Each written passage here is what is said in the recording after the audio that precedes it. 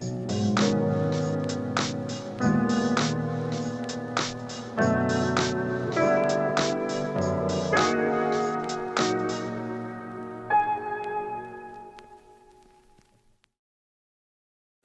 buenos días también a quienes se conectan, a quienes están en este momento presentes en el auditorio del Banco de la República, de la Biblioteca Luis Ángel Arango. De verdad que es un gusto continuar pensándonos este informe de la Comisión de la Verdad.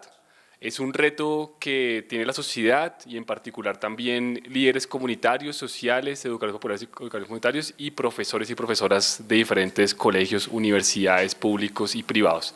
Hoy estamos ya cerrando el primer ciclo. Hemos tenido una conferencia que estuvo centrada y quisiera acá mostrar rápidamente, me voy a demorar un segundo en esta ruta contándoles en qué andamos. Y es que hemos revisado el volumen, pues un apartado muy pequeño del volumen No Matarás, que como lo planteó también José en su charla y como lo vimos en Diálogos Saberes, estaba centrado en pensarnos la narrativa histórica, ¿sí? Los retos de periodizar, lo que implica cierto reconocer lo que ha pasado y, como lo planteaba Marta Ruiz, la comisionada, estaba también un eje o un centro alrededor de lo que implica o lo que ha implicado construir democracia y paz en este país en medio de la guerra, que hoy también va a estar muy conectado con lo que ustedes leyeron para la sesión del día de hoy. Luego hemos entrado en dos apartados que tienen que ver con perdón, hallazgos y recomendaciones, en particular la Colombia herida, ¿cierto? Entendiendo el lugar de las víctimas, como lo han escuchado ustedes y como lo leyeron también en el capítulo, la centralidad que tiene en el acuerdo de paz y en el informe de la comisión. Y algunos no lo vieron completo, pero lo vamos a enviar también en la carpeta, va a estar. Está el video pequeño que habla Luz Marina Bernal de la dignidad de las víctimas. Que hay una apuesta concreta que conecta, vincula, ¿cierto?, lo que pasa con el trauma colectivo, la herida, el trauma individual, pero también las resistencias, ¿sí?, la dignidad. Y Luz Marina Bernal, pues que es un testimonio ejemplarizante de cómo la dignidad de las víctimas se atraviesa alrededor de defender derechos humanos y de construir procesos de reivindicación, no solamente del caso de su hijo, sino de lo que ha implicado defender en este país los derechos humanos. Ahora vamos a entrar en un capítulo, pues en un apartado, perdón, del volumen que tiene que ver con pensarnos la democracia, ¿sí? Y eso que es un rollo bien bacano, pues hoy lo van a vivir acá en la conferencia que va a hacer Joana y posteriormente en el diálogo de saberes también, con unos casos que vamos a analizar de lo que ustedes ya también hoy leyeron, ¿sí? Entonces, consideramos importante y recuerden que hay 30 horas de trabajo autónomo que están en el diplomado, que son pues cada uno y cada una pues de lo que pueda hacer y pues elaborar y construir. Aquí nomás hacemos entradas, esbozos, primeras líneas de textos y ustedes la intención es que pues lean más de fondo, que obviamente se acerquen más al volumen de No Matarás, que obviamente lean más lo de hallazgos. Por ejemplo, hay un apartado que yo ya estuve revisando que tiene que ver con el entramado cultural, muy interesante porque además se mete con lo educativo. Entonces, nada, la idea es que puedan, porque el diplomado no puede coger todo, es muy grande, pero la idea es que ustedes vayan viendo. Hoy cerramos un primer eje, que tiene que ver con verdad y memoria. Las próximas 3 sesiones van a estar vinculadas con la escuela, con lo comunitario, ¿sí? Vamos a tener a Rosalud, una profe que nos va a dar un marco de pedagogía de la verdad en pregunta. Voy a estar yo hablando de los impactos de la guerra en los territorios y va a estar Jefferson Gallego hablándonos de la transmedia desde una mirada pedagógica. Luego entraremos a pensarnos la narrativa y el impacto en los enfoques diferenciales y cerramos el 5 de noviembre. Ahí está, es el diplomado. Y vamos a navegar por 4 volúmenes, que es Hallazgos, No Matarás, No es un mal menor, y la próxima semana hablaremos un poquitico de este concepto de la paz grande, que ahora está, digamos, también jugando con lo de la paz total, la paz final que hablaba Santos, como entender también ese concepto de paz, también donde lo agarramos pedagógicamente, educativamente. Ahí va la propuesta y lo otro que hemos venido haciendo también para que lo tengan muy presente, tanto virtual como quienes se conectan virtualmente, algunos a estas conferencias y también van a tener el drive compartido con los materiales, es que hemos intentado, ¿cierto?, empezar a navegar por la transmedia, ¿sí? Hubo una especie de tarea, entre comillas, que era entrar en Colombia adentro, que es la que está acá al ladito, ¿cierto? Y navegar sobre ella, reconociendo no solamente el material, sino la forma como está dispuesto y lo que nos permite reconocer el testimonio. Casi que si pensamos en el informe de la comisión y en la transmedia, lo que tendríamos es un parlante que nos muestra una cantidad de testimonios que se han escuchado. Y tanto así que lo trabajamos ayer en una clase que hago en la pedagógica, de pensar lo que nos implica escuchar esos testimonios y cómo nos implicamos cuando escuchamos testimonios de víctimas del conflicto armado, cómo lo hacemos. La comisión planteó en un texto que vamos a leer también, que es Cuando los pájaros no cantaban, que es la narrativa testimonial, plantea la lectura ritual, que fue lo que hicimos en la primera sesión del diplomado. Entonces yo creo que decidimos hacer este primer encuadre para que vayamos en la ruta, no se nos pierdan, y sientan que hay un ritmo y que una sesión pues es importante porque va planteando una discusión alrededor de lo que vamos pensando. Es una entrada.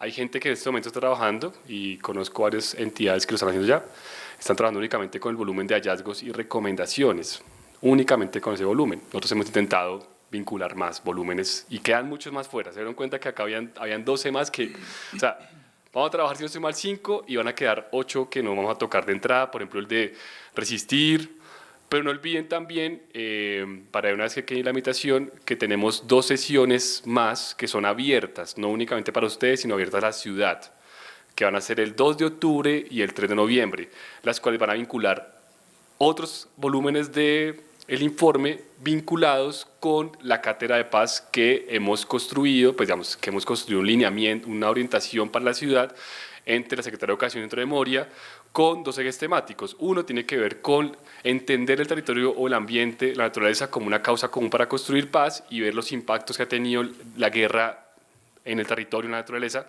Y el segundo, alrededor del género, que también es uno de los volúmenes fuertes que tiene el informe, y también una línea o eje temático que queremos trabajar en Cátedra de Paz en la ciudad. Y posteriormente, 2 invitaciones más chiquiticas es, les envié al WhatsApp un formulario. ¿Me ayudan, por favor? Van 50 respuestas todavía, faltan 150, pero además de eso, lo que estamos buscando es que vamos a entregarle al país la caracterización de lo que está pasando en la ciudad y en el país, al país, digamos, completamente al Ministerio de Educación, de lo que está pasando con el legado de la comisión. Y la segunda invitación, ojalá que puedan ir el 22 de septiembre, que es decir, el jueves, 4 p.m., día sin carro, para que vayan en bici, o vayan en Transmi, o vayan en taxi. Vamos a hacer el lanzamiento de uno de los libros que vamos a trabajar en el diplomado. Entonces, chévere que vayan porque va a estar el autor, van a comentarlo, vamos a hablar sobre el libro en particular que se llama El puente está quebrado, entre pregunta, con qué lo curaremos, ¿sí? Que es una pregunta muy chévere, y el texto realmente aborda una pregunta que acá todos tienen es, bueno, ¿y esto de verdad, reconciliación, justicia, cómo se aborda? Pues el profe Alexander Ruiz plantea unas rutas. Entonces, chévere, si pueden ir, invitar a más gente, pues están súper bienvenidos para que ese día nos encontremos allá y podamos conversar sobre ese texto en particular que va a ser leído una parte en este diplomado. Pues sin más preámbulo, le damos apertura a esta sesión número 3, que está centrada en la democracia, la memoria, la verdad, esta relación tan fuerte como este triángulo de base que es tan interesante. Si uno le mete otro que hará un cuadrado con justicia, que es y le mete otro restauración que hará un pentágono, y se mete un sexto que hará un hexágono, y así uno podría empezar a pensarse relaciones, cruces. Y hoy va a estar un invitado muy especial, unas invitadas muy especiales, que son la Red Colombiana, voy a decir acá el nombre bien porque siempre me olvido el nombre, entonces no lo quiero decir mal. La Red de Estudiantes Egresados del Doctorado Interinstitucional, que es Valle, Pedagógica y Distrital, que muchos acá seguramente son egresados, son estudiando o quieren estudiar ese doctorado, que es muy potente. Así que César, gracias por este espacio, y a Jonah también, y les damos la palabra para que ellos sean quienes orienten desde ahora a este momento. Listo, ahí está. Buenos días para todos y todas. Bien, la sesión de hoy, como lo dice Miguel, está a cargo de la Red de Estudiantes y Egresados del Doctorado Interinstitucional. Como también ya lo decía, el Doctorado Interinstitucional está compuesto por 3 universidades: Universidad del Valle, Universidad Pedagógica y Universidad Distrital.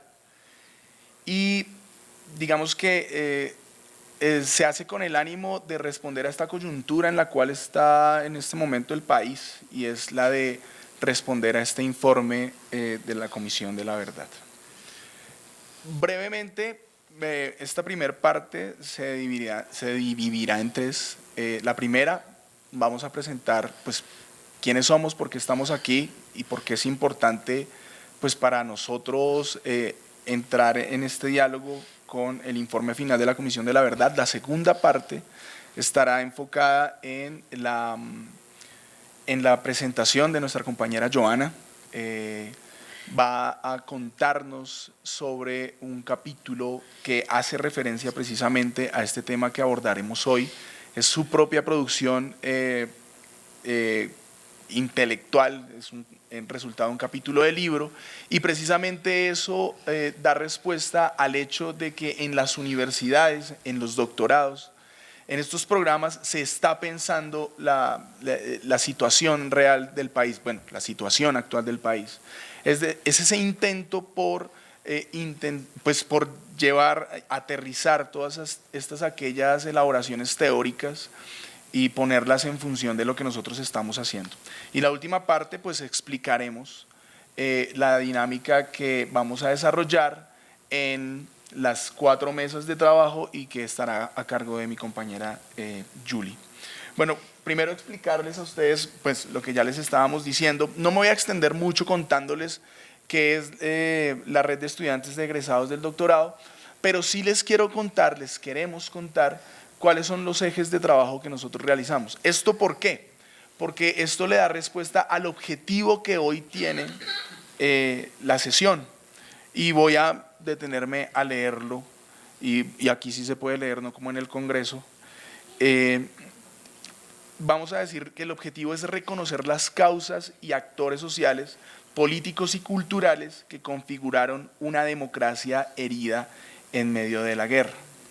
Nosotros hoy vamos a detenernos a hablar sobre cómo se construye democracia en una sociedad que todavía se encuentra en situación de guerra. Vamos a darnos cuenta que en otros contextos históricos la humanidad ha podido hablar de temas de memoria y por supuesto reconciliación solo con el pasar del tiempo.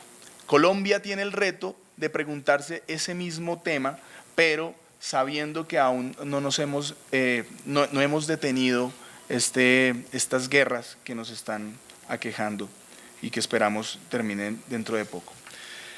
Bien, nosotros como grupo del doctorado interinstitucional nos hemos planteado algunos ejes de trabajo. De esos ejes me voy a detener en uno especial, pero voy a nombrar los 5 que son. El primero es el organizativo de asuntos internos. El segundo, el académico investigativo. El tercero, el comunicativo. El cuarto, el psicosocial y afectivo. Y estos 4 que acabo de nombrar, digamos, que hacen parte de lo que es beneficio para aquellos estudiantes del doctorado, cómo moverse dentro de él, cómo poder cumplir los objetivos que se enmarcan dentro de él. Pero hay uno que se sale de las dinámicas que están al interior del doctorado y es la que nos trae hoy aquí. Y es hablar del comunitario y en las incidencias políticas. La red propicia espacios de reflexión sobre temas de coyuntura nacional y educación. Y como lo decía anteriormente, como estudiantes de doctorado sentimos el compromiso de responder a esta clase de situaciones que en este momento hacen que el país se esté preguntando cómo pensar, como lo diría Riquet, horizontes de expectativas nuevos que permita pensar futuros diferentes a los que normalmente hemos tenido que enfrentar. Y segundo, pensarnos que la red propicia proyectos de investigación que involucran a las comunidades institucionales y no institucionales. Es decir, esa brecha que se marca entre los grandes aparatos teóricos y las realidades nacionales se comienza, o es más bien la intención de la red de estudiantes es quebrar esa brecha y convertir esto en una reflexión que a diario se vaya dando. En ese orden de ideas, es que hoy estamos aquí intentando dar respuesta a esta tercera sesión por una democracia sin violencia y bueno, que nos da la entrada a lo que nos va a contar la compañera Joana. Así que esto fue muy brevemente lo que nosotros hacemos, la presentación que hacemos, pero pasemos al grueso de lo que hoy nos viene a contar nuestra compañera Joana. Y bueno, finalmente haremos lo que la compañera Julie lo va a hacer. Así que los dejo en muy buenas manos con mi compañera Joana. Muchas gracias, César, por la presentación de la red. Como ya César lo ha mencionado, nosotros hacemos parte de la red de estudiantes y egresados del doctorado. Quien les habla, además de ser estudiante del doctorado, es docente de la Secretaría de Educación del Distrito de Bogotá, directivo docente, y actualmente hago parte de la Comisión Jurídica de la Federación Colombiana de Educadores FECODE. Nuestro interés, ¿y por qué menciono estos lugares de enunciación? Menciono estos lugares de enunciación porque considero siempre que es importante saber desde dónde hablamos, dónde nos ubicamos para hablar de lo que estamos haciendo, desde dónde nos paramos para decir y contar, pero sobre todo porque es una gran, digamos, no preocupación, es un anhelo, que los maestros, las maestras, los educadores populares, los investigadores sociales, desde cualquier lugar, se indaguen acerca de la responsabilidad que tenemos en torno a la pedagogía del informe de la Comisión de la Verdad. ¿Sí? No tengo que plantarme desde un lugar netamente académico o investigativo para que eso sea. Y quiero invitarlos en este espacio de conversación que vamos a tener el día de hoy, a que en cada uno de los momentos que vamos a ir desarrollando, cada uno de ustedes se ubique en ese lugar de enunciación. ¿Dónde estoy? ¿Qué estoy haciendo? ¿Cuál es mi papel? ¿Con quién me estoy relacionando para llevar a cabo este propósito? ¿Sí? De entrada sabemos que si estamos acá es porque nos interesa construir esa cultura de paz en el país en medio de, porque tenemos un reto grandísimo y es que no podemos decir que vamos a hacerlo, vamos a hacer una reconstrucción después de, estamos en medio de, y esto se constituye en un reto enorme para todos aquellos y aquellas que estamos pensando en que es necesaria la paz para Colombia. Lo que les voy a conversar el día de hoy hace parte de un documento que fue una publicación de la Universidad Pedagógica Nacional, la Universidad del Rosario y la Organización de Estados Interamericanos, obviamente enfocado en lo que estoy investigando dentro del doctorado, que es precisamente la pedagogía del informe de la Comisión de la Verdad y cómo llevamos eso al aula y sobre todo cómo los maestros y maestras ya lo vienen haciendo desde hace mucho tiempo, porque eso es algo que tenemos que tener claro. Esto es la esencia del maestro desde el lugar que se ubique, aula formal, educación popular, aula universitaria, liderazgo social. Esto ya se viene haciendo, esto ya tiene un trasegar y ya tiene un trayecto. No apareció con la publicación del informe. Digamos que tomó una relevancia y una importancia, pero ya estaba. Y por eso es que los invito que hoy nos ubiquemos en esas experiencias propias que tenemos cada uno de nosotros y nosotras para, a medida que vamos conversando, hacer esta reflexión. Bien, la conferencia tiene como nombre el lugar de la democracia, la memoria y la paz en la pedagogía. Como decía Miguel, tal vez ahí caben muchos más conceptos, podríamos estar encuadrando muchísimos más elementos teóricos, conceptuales, que podrían ayudarnos a enriquecer la discusión, pues esa es la tarea que vamos a tener hoy. Inicialmente, esta presentación se ubica en una parte acerca de la reflexión de lo que ha sido la búsqueda de paz en el país. No es nueva, como les decía, esto ya viene de tiempo atrás, que tiene una relevancia social y política a partir de lo que se da con la firma del acuerdo de paz en La Habana y aparece, pero esto no es importante, esto sí voy a ser muy incisiva, esto ya venía pasando y venía pasando silenciosamente en los territorios. Los territorios, la gente en el territorio venía trabajándolo ya antes de. Tuve la oportunidad de conocer un gobernador indígena en el Tolima que me decía, es un señor ya casi de 80 años, y me decía, profe, nosotros firmamos un acuerdo con la paz, con las FARC antes de que lo hubiese firmado el presidente Santos.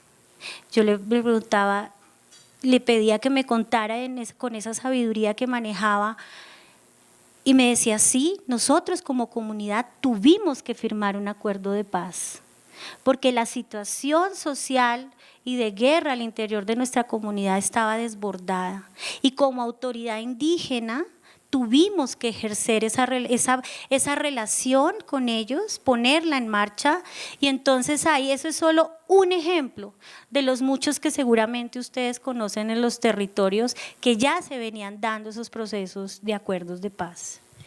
Vamos a hablar un poquito acerca del asunto de la verdad, que si bien es cierto lo vamos a ubicar desde una esfera un poco más filosófica del análisis de lo que significa la verdad, pero quiero que lo vayamos conectando con lo que nosotros y nosotras podemos ir haciendo en las comunidades con este concepto, con esta idea de verdad o de verdades. Ya cuando desarrollemos la conferencia vamos a poder saber, dilucidar eso, que sí es posible hablar de una sola verdad. Vamos a hablar de una democracia herida por la guerra que se concentra particularmente en un documento que ustedes consultaron para la sesión de hoy del diplomado, que hace parte del informe de la Comisión de la Verdad. Y por último vamos a irnos a hablar el asunto pedagógico. Advertencia, soy maestra de formación, el asunto pedagógico está en las venas, entonces seguramente en el trasegar de esta conferencia vamos a tener el asunto pedagógico muy presente. Bien. Algunos momentos voy a estar leyendo, voy a estar haciendo unas pausas para conversar algunos elementos que considero necesarios y al final pues entonces tendremos una conversación en torno a lo que ustedes van a escuchar el día de hoy. Muchas gracias por su atención y su disposición y espero poder sembrar en cada uno de ustedes esa disposición para construir cultura de paz en este país. Bien. La búsqueda de paz en Colombia ha sido un tema de larga data. Esto resulta evidente si tomamos en cuenta que el proceso político colombiano, desde mediados del siglo XX, se encuentra atravesado por una constante variación entre el encrudecimiento del conflicto armado y la posibilidad de buscar una solución pacífica a esta. Así las cosas, el caso colombiano ha mostrado de manera reiterada la posibilidad de construir una salida negociada a un conflicto que ha afectado tanto a la población civil como a los propios actores armados que configuran las dimensiones de la violencia. Cuando hablamos de que esto ha sido un trasegar, es importante saber que nosotros tenemos, algunos de nosotros, tenemos marcado una línea del tiempo de un antes y un después de la firma del acuerdo de paz en La Habana con las Fuerzas Armadas Revolucionarias FARC y el después.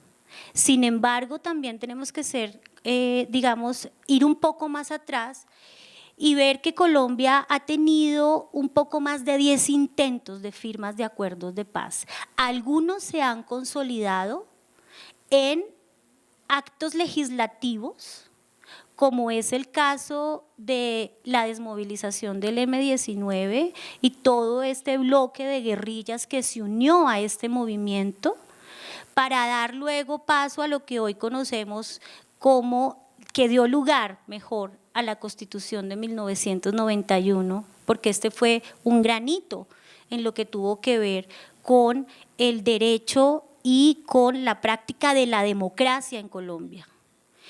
Otros de los elementos que nosotros conocemos, y si bien diríamos estuvo, por ejemplo, también podríamos enmarcar el Frente Nacional. Cuando el Frente Nacional se firma, eso fue, entre comillas, un intento de acuerdo de paz, haciendo la advertencia de las exclusiones políticas que eso generó, de los sectores que no pertenecían a los dos partidos que firmaron ese acuerdo. Recordemos que a través de esa firma se dio la creación de muchos de esos grupos insurgentes que se consideraron que habían quedado fuera de eso, ¿sí? Entonces, allí, aunque fue un proceso que, digamos, no se reconoce como tal, como un acuerdo de paz, sí se dio un intento para ello. Aparecen también posteriormente firmas como, por ejemplo, el tan cuestionado acuerdo con los grupos paramilitares en el gobierno de Álvaro Uribe Vélez, los procesos de justicia y paz, que si bien es cierto dentro de su configuración no se reconoce como tal un acuerdo de paz, pero hubo un intento. Es importante porque hago esta línea de algunos, porque son más, de los eventos que configuraron los intentos de paz en el país, porque eso nos permite enriquecer la discusión de que Colombia lleva mucho tiempo intentando construir la paz. Tanto sería que en la Constitución Política de Colombia aparece la paz como un derecho fundamental para los ciudadanos. Aparece allí porque ese fue el resultado de la necesidad de esa Asamblea Constituyente al ver que Colombia era un estado de permanente en guerra.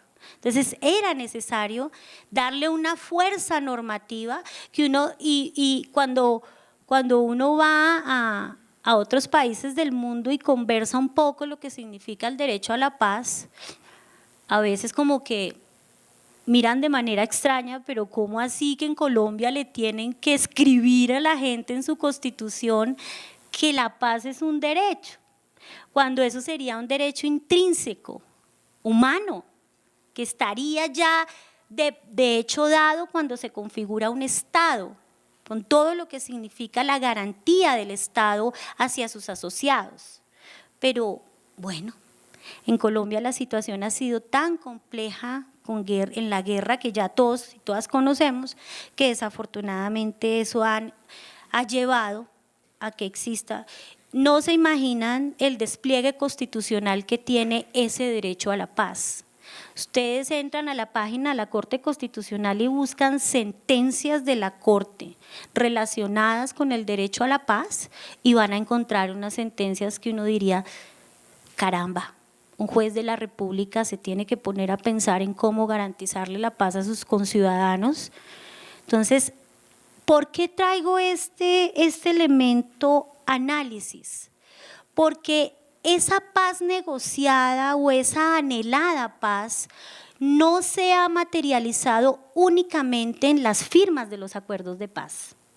Se ha venido materializando en espectros muchísimos más amplios, se ha venido materializando en esferas jurídicas, sociales, pedagógicas, comunitarias. Ya hablo lo comunitario ya en los círculos mucho más cerrados de los espacios de las comunidades pequeñas que han tenido, como por ejemplo el caso que les comento del gobernador indígena.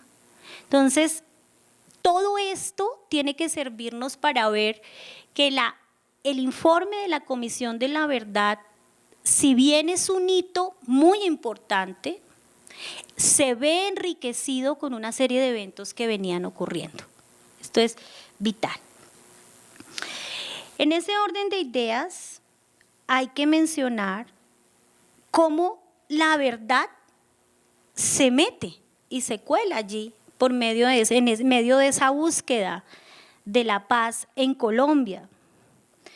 Porque precisamente la discusión entre la verdad y algo que mencionaba Miguel hace un momento, y justicia, se da cuando quien ha sido afectado o afectada por una guerra quiere saber por qué pasó. Ahí la verdad se atraviesa, ahí la verdad entra. Necesita una explicación, necesita saber por qué hicieron eso, ¿cierto? Que es el elemento, digámoslo así, que distingue este acuerdo de paz, este informe de la Comisión de la Verdad con los pasados. En los pasados acuerdos no había un compromiso de verdad. En los pasados acuerdos había una transacción de justicia. Hasta ahí llegábamos, ¿cierto? Se negociaba de alguna manera la justicia y escasamente se llegaba a la retribución, escasamente a la retribución y casi en cero la restauración. Esta Comisión de la Verdad compone y trae consigo este elemento de la verdad como una esencia, en una esencia de reparación, de que la víctima tenga la posibilidad de conocer qué pasó. También pensémoslo, si vale así decirlo, como en una especie de ejercicio sanador, escuchar, conocer ese relato, qué pasó. Es pertinente recordar que en el desarrollo histórico del conflicto armado colombiano se ha llegado a constituir cerca, con lo que les decía, de 10 comisiones de la verdad, organizadas en torno a la posibilidad de reconstruir los diversos hechos de violencia armados paraestatales, como el del Estado mismo a través de sus Fuerzas Armadas. La importancia de mencionar estas comisiones radica en que muchas de ellas, por no decir todas, ¿sí? Vamos a hacer, aquí plantamos una duda y el principio de la sospecha. No sabemos qué va a pasar con esta Comisión de la Verdad, porque hasta ahora está su proceso de, digamos, de socialización del informe, ¿cierto? Han fracasado en su mandato de construir la memoria de las víctimas y reparar los daños causados. Dicho fracaso puede ser explicado a partir de un análisis de la constitución misma de esas comisiones anteriores, al estar conformadas por integrantes que no son representantes de las víctimas. Otro elemento. Las anteriores comisiones de la verdad, si cabe bien así decirlo, porque hay que hacer aquí una advertencia, no todas se denominaron acuerdos de paz y aunque en algunas de ellas hubo una presencia de las víctimas, la víctima no era el centro. El centro de la discusión y el centro del trabajo había sido hasta ese anterior a esta firma de acuerdo de paz, sacar de la insurgencia a los grupos ilegales. Ese era el centro. El centro no era la víctima. Hoy encontramos una realidad distinta, pero pues obviamente tenemos que ser analíticos en ese ejercicio y revisar hasta dónde también se cumple esa misión de que la víctima realmente se sienta representado en ese ejercicio que se hizo. Otra causa explicativa es que las recomendaciones emitidas en sus informes han sido desconocidas por los gobiernos de turno y no han tenido el impacto social e institucional de que se esperaba de ellas. A pesar de esto, podemos encontrar un potencial bastante importante en lo que respecta a la reconstrucción de la verdad de los hechos del conflicto armado colombiano en la actual Comisión de la Verdad, que hace parte del acuerdo para la culminación del conflicto firmado en el 2016, debido a que esta, a diferencia de las anteriores, asume la necesidad de plantear un componente pedagógico con miras a la construcción de la memoria histórica en Colombia. Esto es algo muy importante. Si ustedes revisan acuerdos de paz en Colombia, van a encontrar acuerdos muy interesantes que se quedaron en lo político, que sus recomendaciones se quedaron en lo político. Muy pocas de ellas, algunas llegaron a hacer recomendaciones de orden cultural. ¿Sí? ¿Cómo debía empezar a hablarse con las comunidades acerca de la necesidad, no de la memoria, sino de evitar la guerra? Esa era una diferencia marcada que había entre los anteriores informes. La orientación de esas recomendaciones estaban dadas más a que hagamos, sí, un borrón y cuenta nueva. Entonces, ya pasó, vamos a procurar que esto no vuelva a pasar. Pero ese procurar que no vuelva a pasar no significaba retomar los hechos que se habían dado dentro del conflicto, es decir, construir memoria histórica. Se habían quedado únicamente en decir, sí, hay unas confesiones, esto pasó, pero debemos seguir adelante.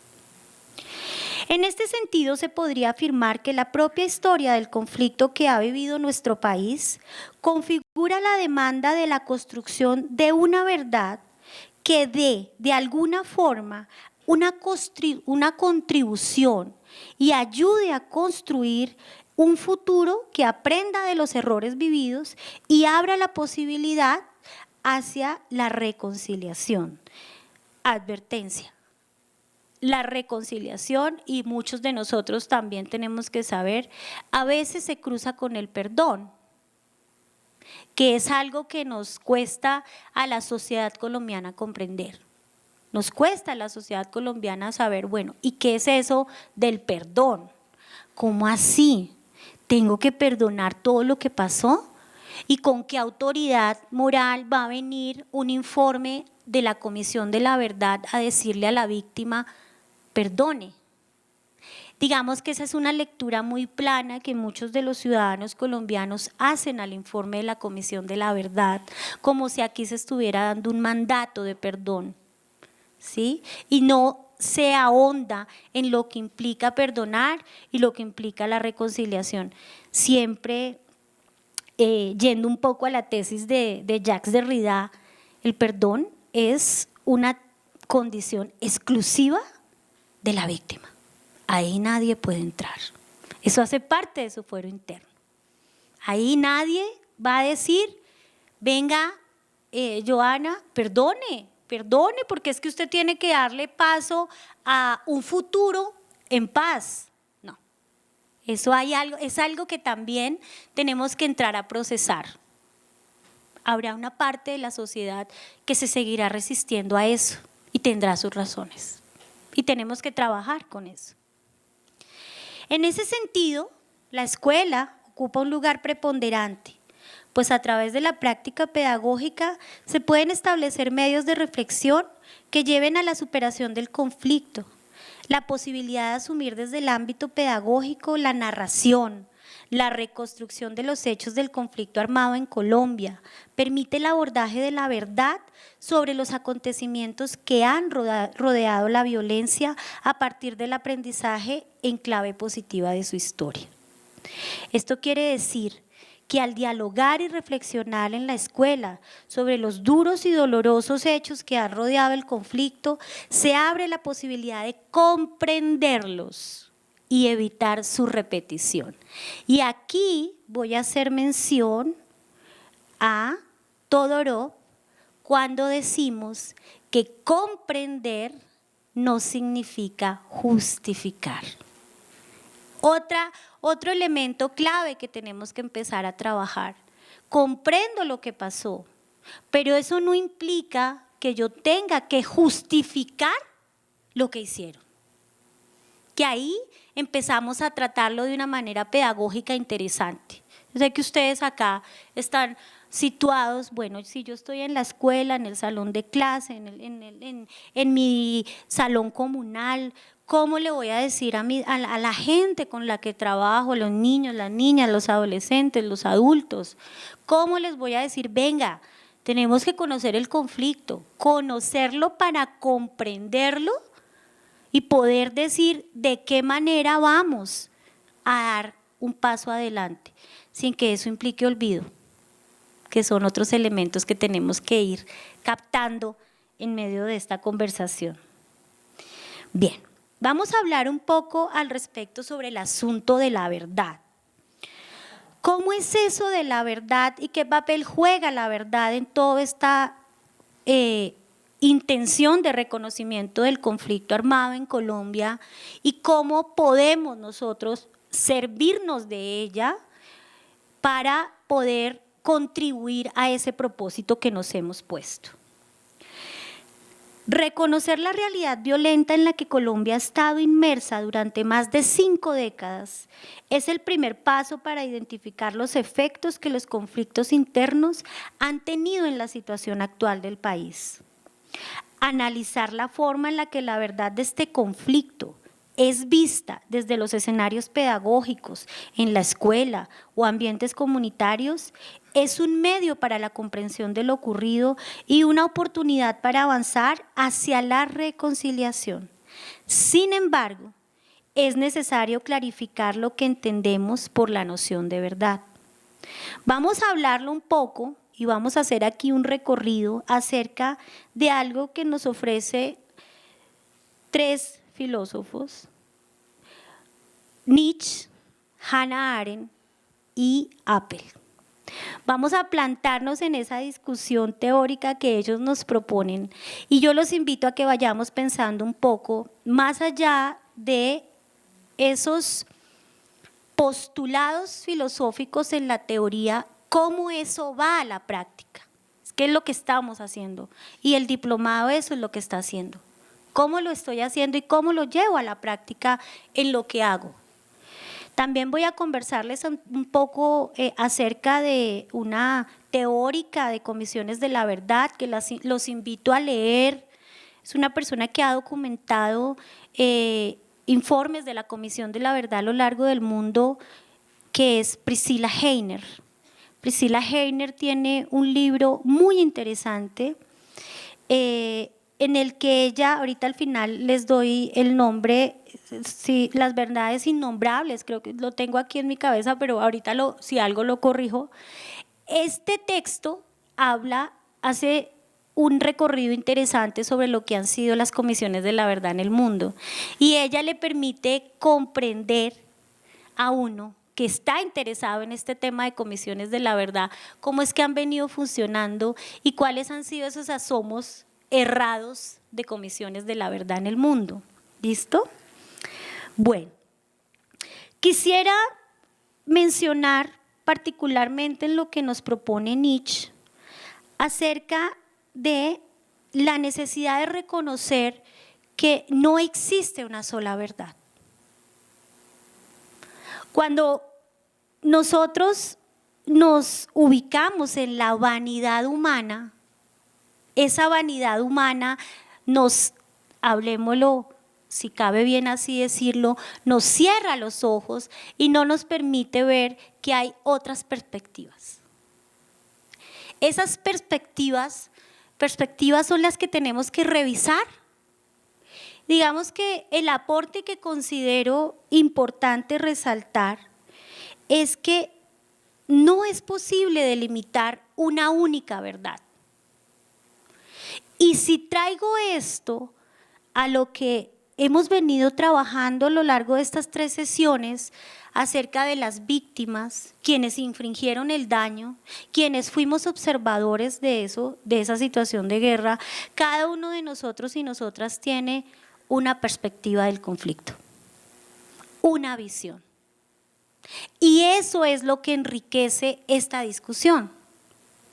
No podemos quedarnos en esa exclusiva idea de verdad, con respeto de las víctimas, por supuesto, pero la verdad que las víctimas poseen no es la única. También está la posición de quien infringió el daño, está la posición de los diferentes actores del conflicto y por supuesto está la posición de quienes fuimos de alguna manera observadores de ello. Entonces, esto para que no aceptemos una convención social de lo que pasó con el conflicto, que existe una idea plana y generalizada, porque entonces allí estaríamos hablando de las verdades oficiales. y estaríamos legitimando una manera de verdad sobre lo que pasó. Nosotros y nosotras estamos acá para indagar a través de este informe las diferentes posiciones. Hay algo que se reconoce dentro de la estructura del informe de la Comisión de la Verdad, y es que recoge las voces de quienes participaron en, ¿sí? Suficientes, insuficientes, bueno, eso es una discusión interesante que habría que dar, si se tuvo la posibilidad de dar amplitud, aunque pues fueron numerosas la cantidad de testimonios que se recogieron y las narrativas que se reconstruyeron en torno a esos testimonios. Pero aquí lo que tenemos que ver es la posibilidad de construir una verdad a partir de, bajo la idea de que no vamos a llegar a una verdad única. Las posiciones no pueden ser esas. Tenemos que reconocer esa diversidad. Hannah Arendt, en su artículo Verdad y Política, nos induce desde un punto de vista histórico-político a preguntarnos acerca del asunto de la verdad, en relación con el ejercicio de la política, incorporando en esta discusión reflexiones de orden ético frente a la suposición de que no es posible establecer un marco conceptual alrededor de la verdad sin que ello implique hablar de la mentira. Ya aquí Hannah Arendt me está planteando y me está ubicando en el plano de lo político. Esta relación entre verdad y mentira nos demanda una reflexión en torno a los motivos por los cuales los individuos usan la lengua. Voy a utilizar una cita aquí de Hannah Arendt de este texto, Verdad y Política, que se los invito a leer, es un texto hermoso. Si no lo han leído, estoy segura que muchos de ustedes ya habrán tenido acceso, relación con él. Ella dice: los individuos usan la lengua como una herramienta necesaria y justificable. Para Arendt, el uso de la mentira en la acción política es una forma de posicionar la opinión por encima de la verdad. Y aquí vamos a conectar el ejercicio de la democracia en medio de la guerra que ha vivido Colombia con esta afirmación de Arendt. Tuvimos un periodo un poco más de, yo creo que alcanzamos los 20 años de gobierno donde se negó el conflicto. Gobiernos interrumpidos que negaron el conflicto y desde la acción política consideraron que no, en Colombia no estaba pasando nada. Y la verdad que se distribuía en la opinión pública era que teníamos unos grupos ilegales al margen de la ley que había que someter y que el Estado tenía que ejercer su fuerza contra ellos. Esa era la verdad que tuvimos durante esos casi 20 años, ¿cierto? Tuvimos atrás muchos más, ¿no? Hablo de la etapa más crítica de la negación del conflicto en Colombia. Esos periodos que hoy encontramos relacionados en el informe de la Comisión de la Verdad, que fueron las etapas más crudas, donde se dio el mayor número de asesinatos selectivos a la población civil, era en la cual la sociedad colombiana tenía una verdad contada por parte del establecimiento que lo que se estaba haciendo era combatir la insurgencia. Esa era la discusión. En medio de eso se vivió la democracia en Colombia, que ustedes ahí lo van conectando con lo que leyeron, ¿sí? Ahí entonces vale la pena retomar esa cita de Arendt, porque yo creo que cuando uno empieza a leer el texto y empieza a analizar, y uno dice, pareciera que nos estuvieran haciendo una radiografía del conflicto y de cómo se vivió la política durante los últimos años en Colombia. Es por esto que siempre se vio la mentira como una herramienta necesaria y justificable. Es una cita de Hannah Arendt. Para llegar y permanecer de forma más segura en las instituciones políticas y de esta manera sostener el ejercicio del poder. Básicamente esa verdad que se nos contaba durante este periodo de tiempo tenía un fin. El fin era mantener el poder. ¿Sí? Luego esa verdad fue mutando cuando la sociedad colombiana consideró que las cosas no eran como tan así como se las contaba. Y entonces aparecieron otros fantasmas, como por ejemplo el castrochavismo. Otras de las verdades institucionales contadas, ¿cierto? La impunidad total. ¿Sí se acuerdan de esto antes de el plebiscito? Que se sembró un manto de duda permanente y fue una verdad. Para muchos de los conciudadanos fue una verdad.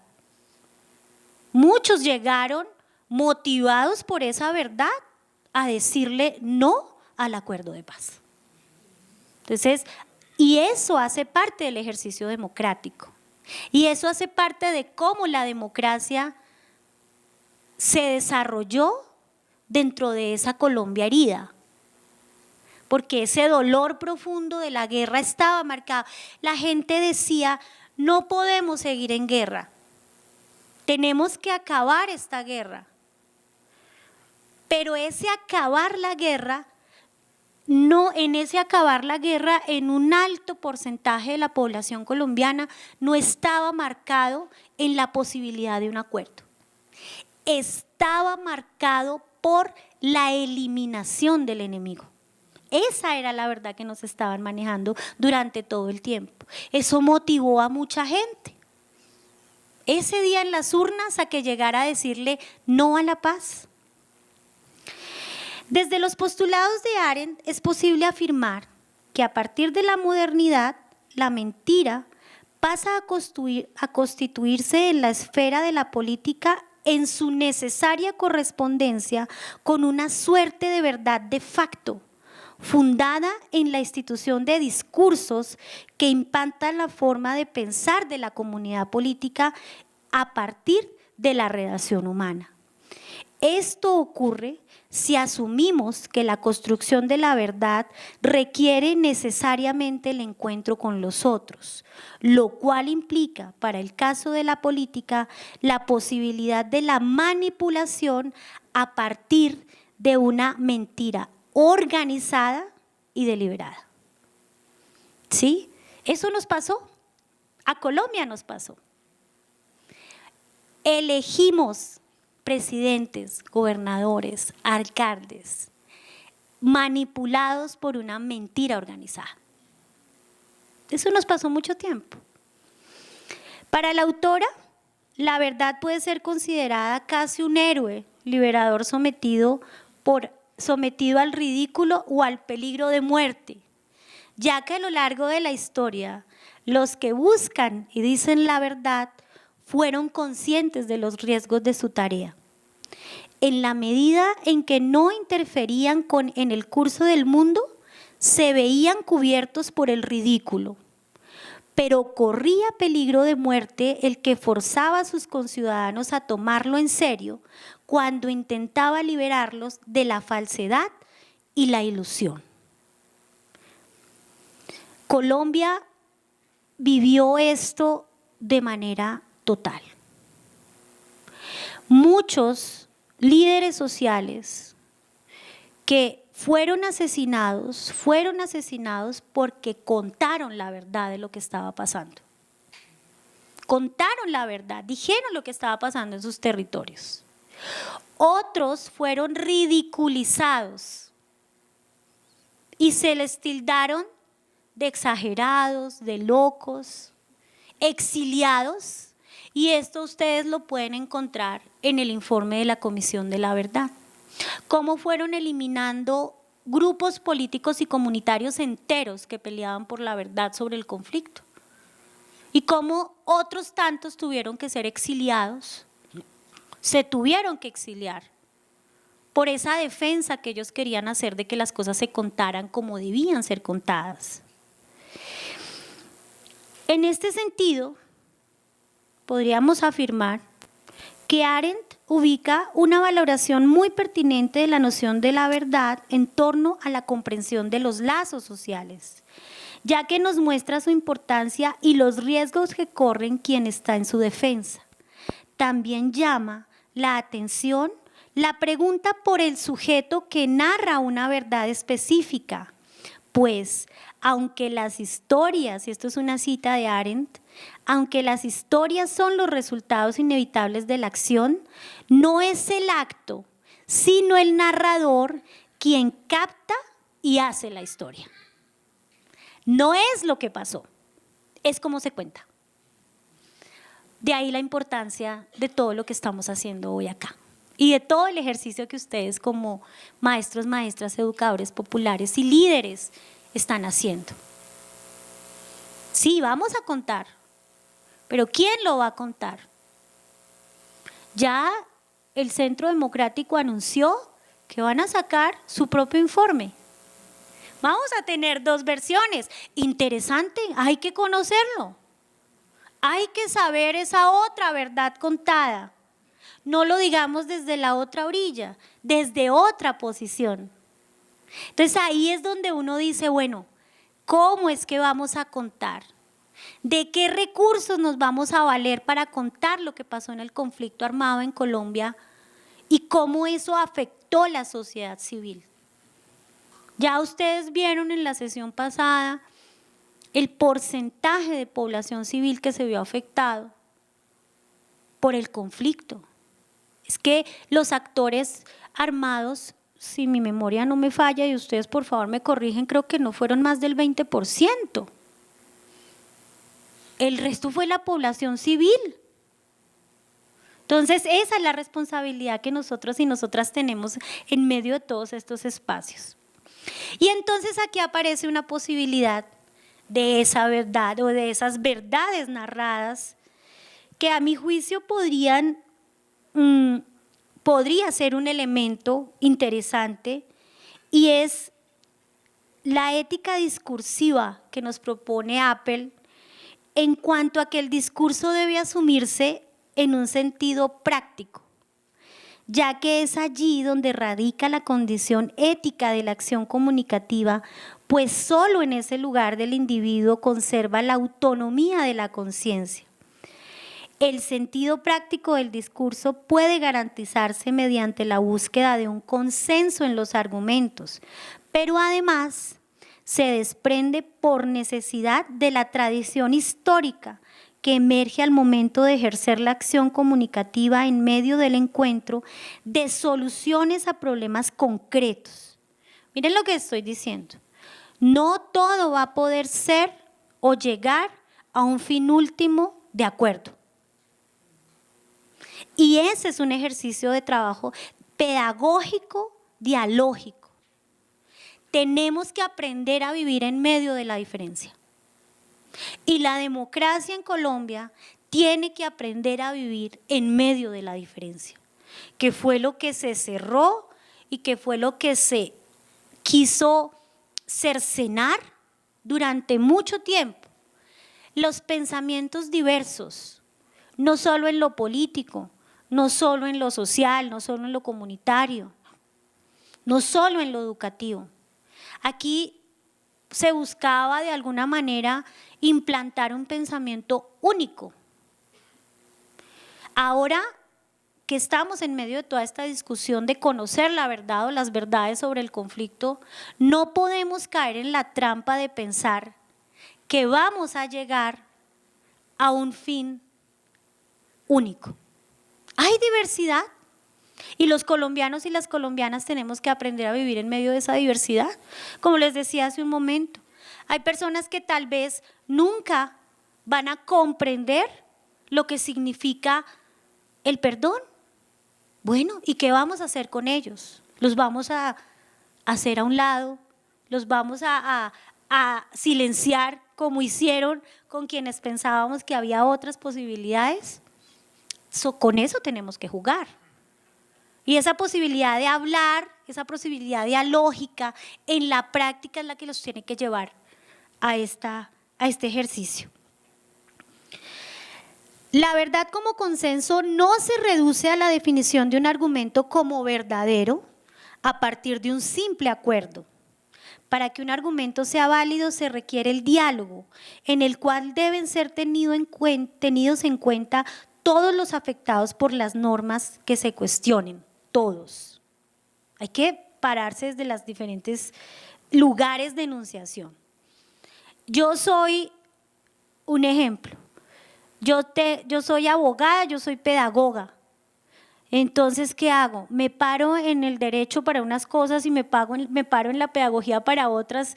No, tengo que aprender a combinar esas esferas y eso tenemos en los espacios educativos.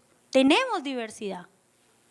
Nuestros compañeros y compañeras de trabajo comunitario, los que trabajan en los colegios, ¿saben?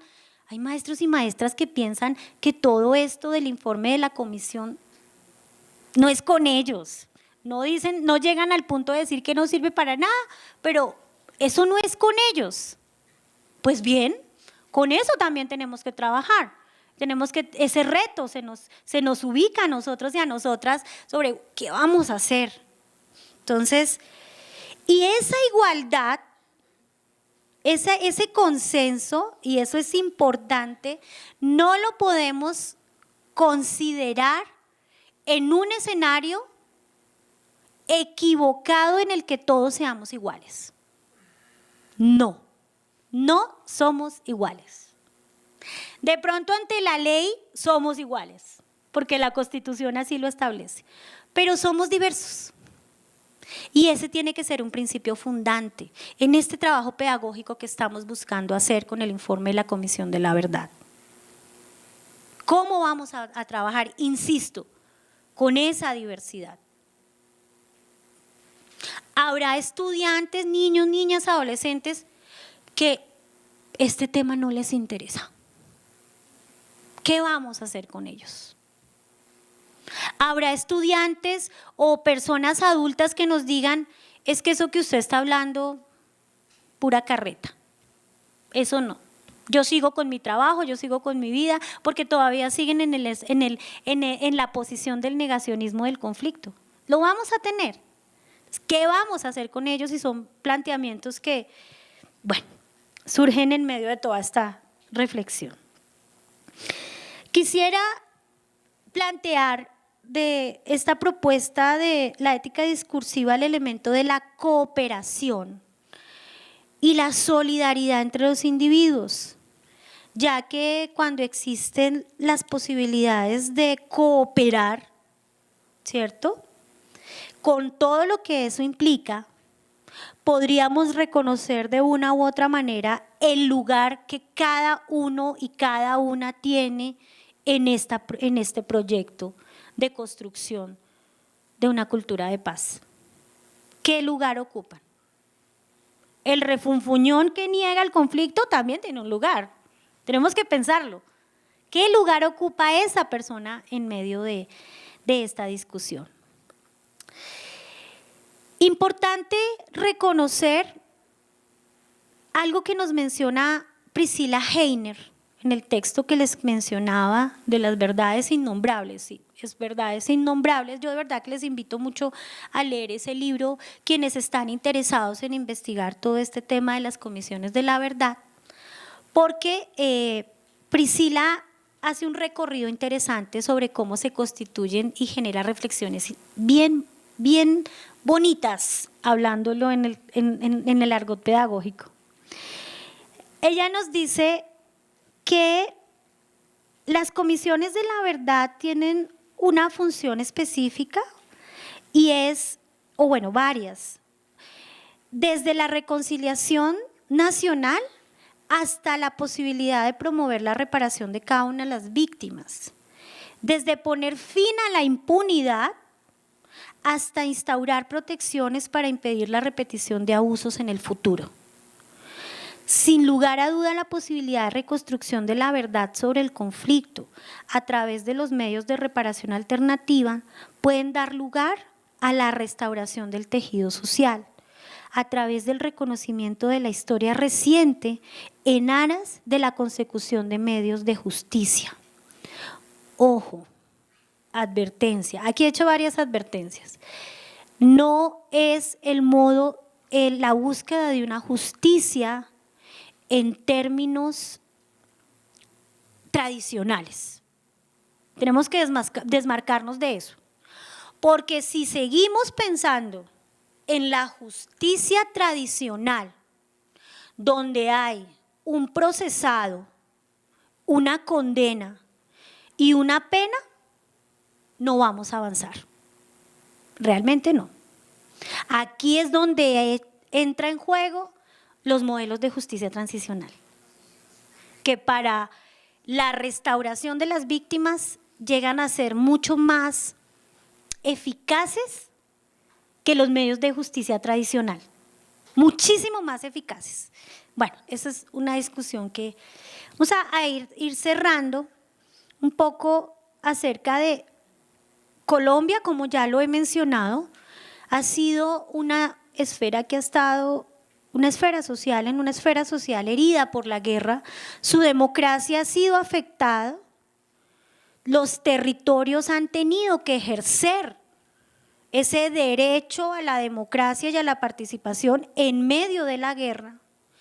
Y esa dificultad de esa situación en medio de la guerra hizo precisamente que hubiese una traba o una incapacidad, lo llamo yo, de construir un diálogo constructivo, porque ellos están viviendo, es que lo están todavía. Voy a traer una cita del informe de la Comisión de la Verdad, que lo encuentran ustedes en la página 93 del texto de hallazgos y recomendaciones, que dice: el conflicto armado interno de naturaleza política articuló diversas violencias, desde las disputas por las esmeraldas, pasando por las drogas ilícitas, por las rentas del Estado, las de los conflictos laborales, urbanos o agrarios, por la tierra, hasta las de género, y las más estructurales como las asociadas al racismo. Colombia vive aún, porque no podemos decir que eso ha desaparecido, una democracia herida por la guerra. Porque eso que se menciona en la página 93 está vivo, no ha desaparecido, está ahí. Hay racismo, hay segregación, hay violencia en los territorios, hay violencia de Estado, la hay todavía. O sea, no podemos decir que eso ha desaparecido. Hay desconocimiento de la dignidad básica de los colombianos en lo que tiene que ver con sus derechos laborales, con sus derechos educativos, con sus derechos en salud. Por eso la guerra en Colombia es estructural. El tema de la violencia en Colombia, no la guerra, la violencia es estructural. Porque es que tenemos un problema grandísimo. Está enraizada en la cultura. Y es que usted llega a hacer una diligencia y así como encuentra un funcionario muy amable, encuentra un funcionario un poco molesto con la vida, llamémoslo así. Eso es un ejercicio interesante reflexionar. ¿Qué está pasando con la violencia en Colombia? Es que la violencia ya no está solamente en los territorios y en el conflicto armado. Eso es un reto pedagógico que tenemos los maestros, las maestras, los líderes comunitarios en torno a eso. Creo que ya me pasé del tiempo. Bueno, cerraré con una última invitación y es a que asumamos la posibilidad de construir memoria, de hacer democracia, de comprender el conflicto armado en Colombia con la conciencia clara de que esta guerra no ha terminado. Ese es el reto, ¿sí?